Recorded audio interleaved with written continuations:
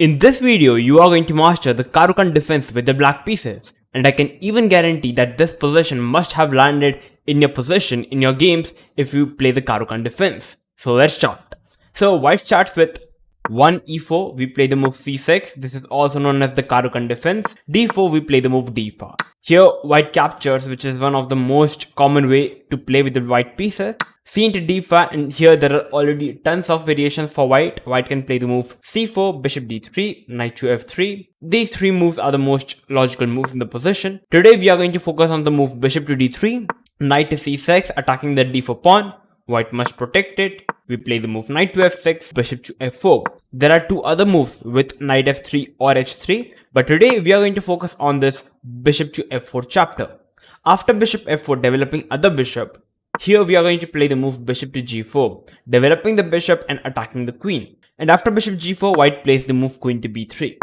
If white plays f3, it's already a bad move after bishop h5, because now the f3 square is no longer available for the knight, and we can already continue with e6, bishop to d6.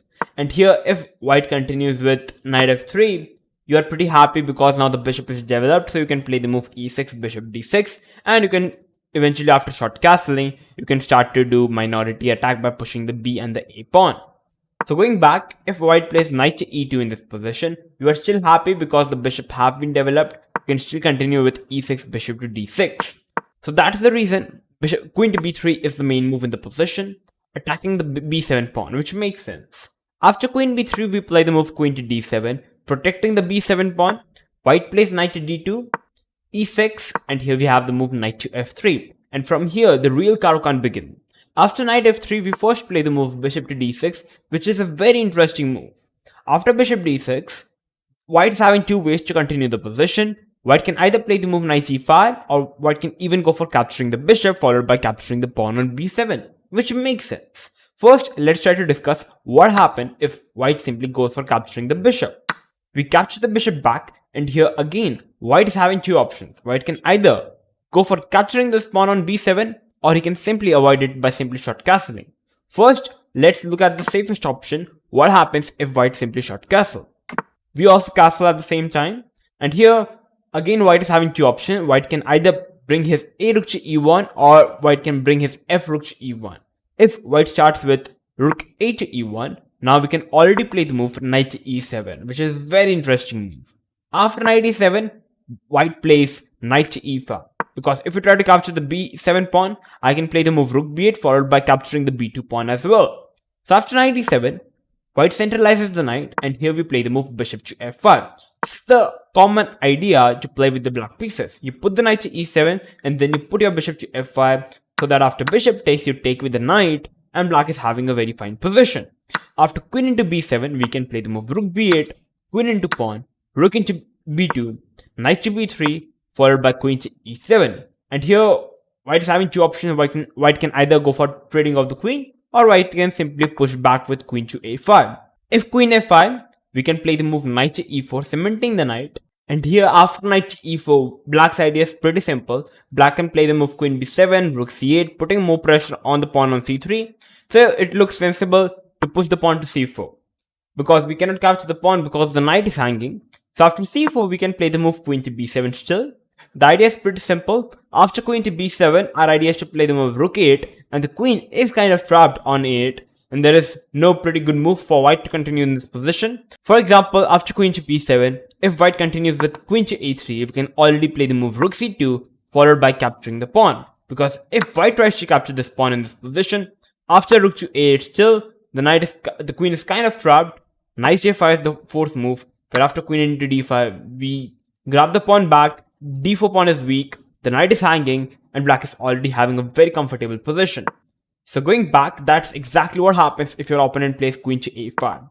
If white tries to trade off the queen, which makes sense, white plays the move rook to a1, protecting the pawn on a2.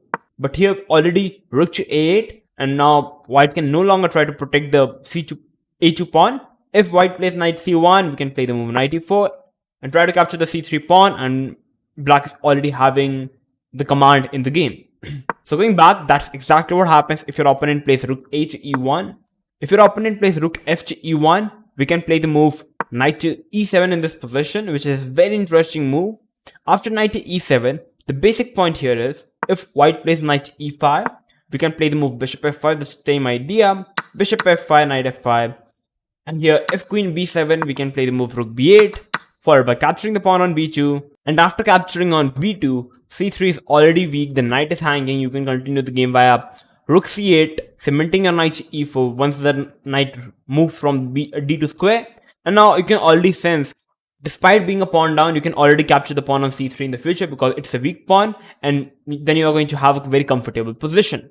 So going back, that's exactly what happens if your opponent go for capturing the b7 pawn. If your opponent plays the move g4 in this position, after g4 you can already play the move knight to h4, f4, trying to overexpand on the king side, which is already a bad idea, already h5. And the idea is pretty simple, you are simply attacking the g4 pawn. And after g5, already knight to d7. And the point here is, after knight d7, black can even think of pushing the pawn to f6 because there are too many weaknesses on the king side. White's king side is just too much overextended, which creates a lot of weakness that can simply help black to win the game. So that's exactly what happens if your opponent plays bishop f5. If your opponent goes for playing the move bishop f1, trying to preserve the bishop, which makes sense, after bishop f1, we can play the move queen to c7, and after queen c7, our idea is to put the knight to c6. So after something like a4, knight c6, and after knight c6, it's a very interesting position. You can try to play the move rook f to c8, a6, b5, sorry about that, b5, rook b8, and you can even play the move b4, try to create a weakness on the queen side, and then you are having the control of the game. So that's exactly what happens if your opponent plays knight to e5. If your opponent plays knight to h4 in this position, try to move the knight in an awkward square.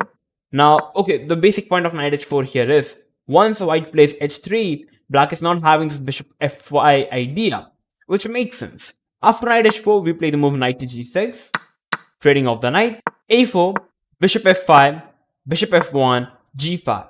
And g5 already is a committable move, which says that our idea is to play the move g4, fixing the pawn on h2, and followed by g6, king g7, rook h8, already trying to create some kingside attack, which could be a very potential good idea in the future. So that's exactly what happens if your opponent continues the game with short castle. So now let's try to discuss what happens if your opponent goes for capturing the b7 pawn. We can play the move rook b8, queen h6, and now simply short castle. And after short castling, white castle, we can play the move rook b6, kicking the queen. We can happily trade off the queen, followed by bishop into f3, knight f3, rook c8.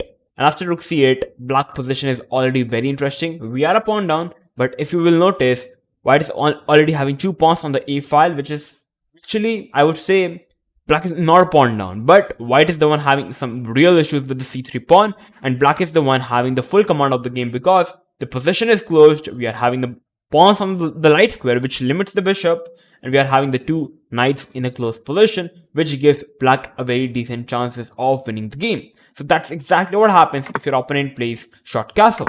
So if your opponent plays bishop to b5 in this position, rook b6, queen f4, which is a fourth move, knight e7. And after knight e7, black's position is very interesting. Our idea is to play the move a6, removing the bishop and capturing the pawn on b2. And after something like knight e7, if white continues with something like b3, we can play the move knight g6. If short castle, we can play the move a6. If bishop d3, already knight f4, a very interesting move attacking the bishop. And once the bishop falls back, already knight e2 check, we can capture the c3 pawn. So that's exactly what happens if your opponent plays bishop into d6. So now let's try to discuss what happens if your opponent jumps in with the knight with knight to e5. After knight to e5, we can play the move queen to c7, simply moving the queen. After queen c7, white short castle. We can play the move knight to d7, which is a very strong move. And after suddenly knight d7, white starts to feel some real pressure on the knight on e5. So after knight to d7, white is having two ways. If white plays the move rook h e1, we can play the move bishop h5 now. And after something like queen to a4, putting some pressure on this particular diagonal, we can happily short castle now. And after knight d7, because now we are fully prepared to take on the knight on e5, and something like knight f3 protecting the knight is not really going to work after bishop f3, You cannot capture with the knight because the bishop is hanging, and after pawn takes, I can simply capture the knight on e5 and I'm going to be a pawn up. So that's exactly what happens if knight f3. So capturing the knight makes the only sense where we capture the bishop, knight takes the rook, we take, takes, and here we can play the move f6, covering the g5 square, and now the knight is eventually lost in this position, something like queen f7, g6, and the knight can be simply captured. So in this position, if your opponent still tries to go for capturing the pawn on e6 in this position, still queen f7 is the idea, kicking this rook back and already playing the move bishop g6, the knight is trapped. So that's exactly how you can continue the position if your opponent plays a rook e1. If your opponent captures the g4 bishop, you can capture the bishop back on f4, knight f3, h5, followed by g5, and black is already having the command of the game, followed by g4, h4 coming up, and after a long castle, black is already having a very comfortable position. So that's exactly what happens if your opponent plays knight into g4 in this position. So that's it, guys. We have successfully covered how to play the Caro-Kann defense with the black pieces if your opponent plays the most renowned line, the exchange variation, the bishop d3 line. So I'm going to see you soon. If you learned anything new, then make sure to like the video, share this video with everyone, and make sure to subscribe to our channel if you are new to our channel. I'm going to see you soon, so till then stay tuned and keep watching Oneshot Chess.